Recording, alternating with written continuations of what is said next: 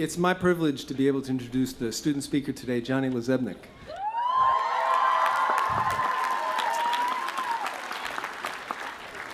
And I hardly know where to begin in describing Johnny. I could start with sort of the external, the performances he's been in. No one will forget him as President Roosevelt and Annie this year. He stole the show. Beautiful performance. He's a presence on campus. He's involved in the leadership groups. He's been the leader of GSA for a number of years. Really made it the group that it's become. And he's done so many wonderful things. I mean, who can forget his environmental rap performed on Earth Day with Rachel? I mean, the one that will be indelible in my brain. Tremendous things he's done, yet there's something else about Johnny. It's the quality of the person that he is. He is one of the few students that's able to transcend all social boundaries. He seems to be friends with everybody, and it doesn't matter the grade.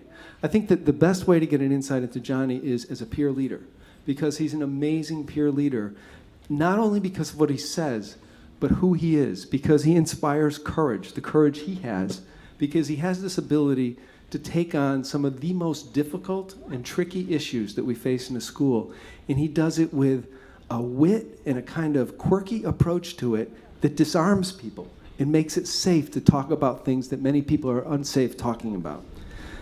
So I think the senior class did a great job in selecting Johnny.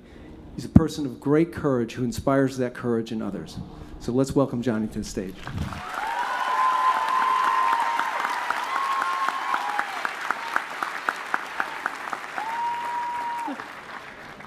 Hello.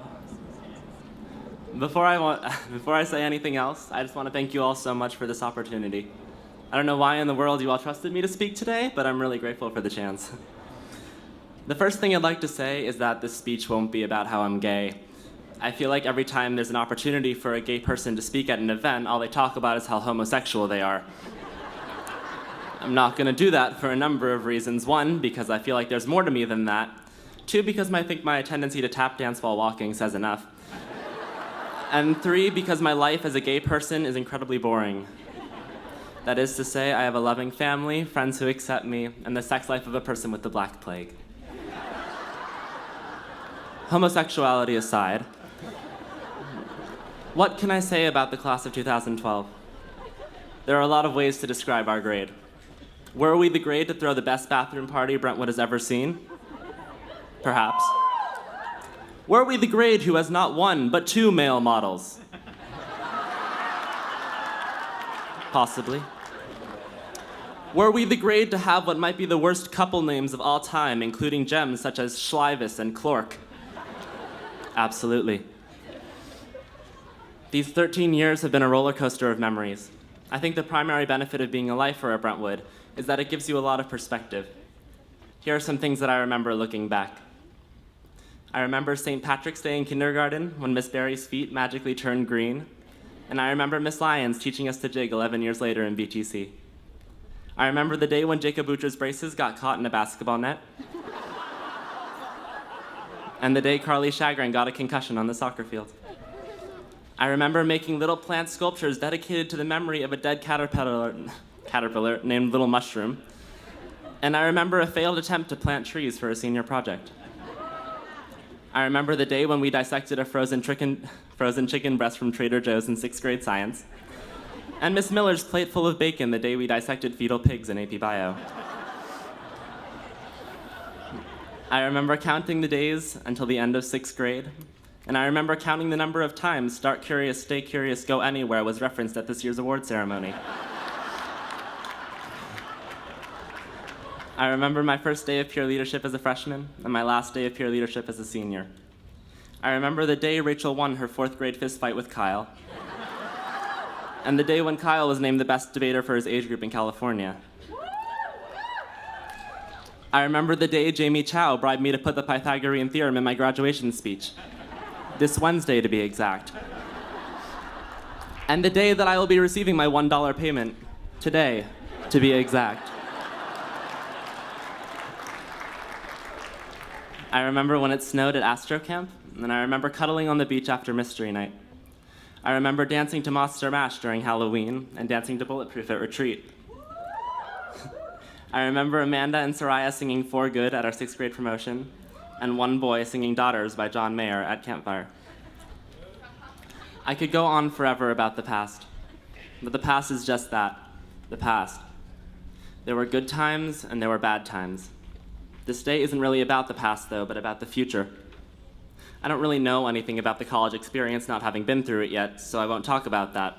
But there are some things I do know regarding the future. The first thing I'd like to say is that Brentwood School is not real life. Very few places are as loving, accepting, and frankly, as gorgeous as Brentwood is. Yes, the campus is like an Italian country club. But moreover, these girls sitting behind me are absolutely stunning, every single one of them. Men, you're going to get to college and cry.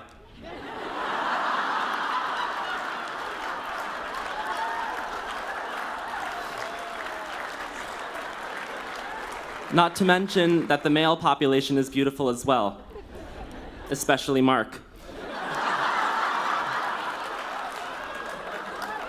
But actually, the world isn't a place where your textbooks are delivered to your locker in a reusable bag before you even arrive at school. It's big, and it's scary, and it won't care how much money you have or how many APs you took. Thankfully, Brentwood has prepared us well for the next few years, and we've learned a lot more than what's written in our notes. This brings me to my second point. We should all be so thankful for every moment we spent here.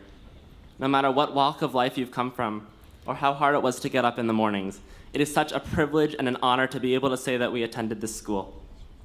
I'd like to take a second to thank the unbelievable faculty and staff who have done so much for us inside and outside of the classroom.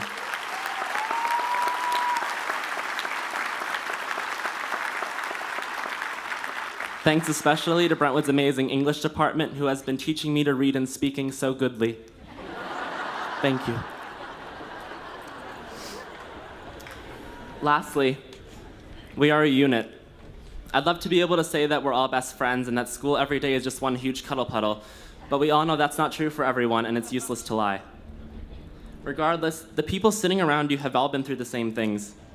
Many of you sat with me and played Legos outside of Miss Brookhart's class in kindergarten. More of you sat with me in the theater during a middle school assembly, listened to Mr. Crocker belt, "Fa, fa, mi, do, re, do." Still more of you were at the 9th grade assembly when we found out that 5 of our classmates had been asked to leave the school. We've been through a lot together these past years, and whether you like everyone in our grade or not, the people sitting next to you understand you in a way the people in that audience don't. We are a strong, bonded flock of eagles. I might even venture to say that we are a cluster flock.